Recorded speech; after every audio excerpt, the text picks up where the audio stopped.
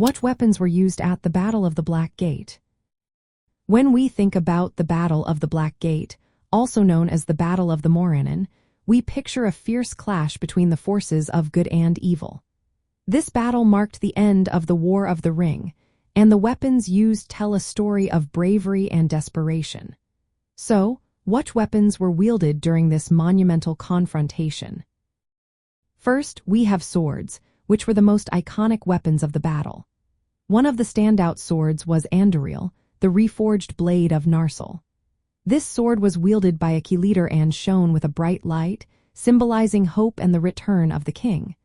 Soldiers from Gondor and Rohan also carried various swords, showcasing their craftsmanship and history.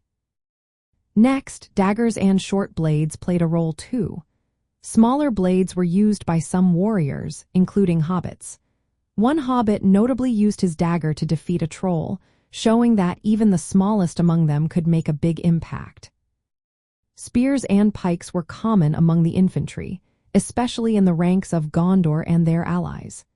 These polearms provided reach against the heavier troops of the enemy, allowing them to strike from a distance.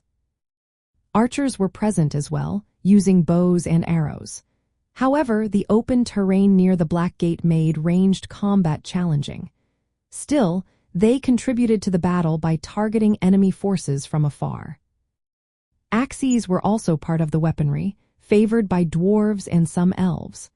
While they were not as prominent as swords and spears, they added diversity to the arsenal.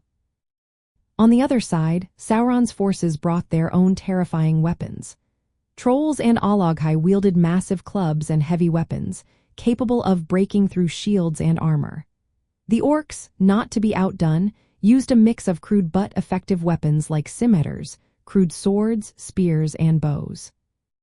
The Nazgûl, or ringwraiths, wielded swords that symbolized their dark power rather than traditional arms. Their presence alone spread fear among the ranks of the free peoples.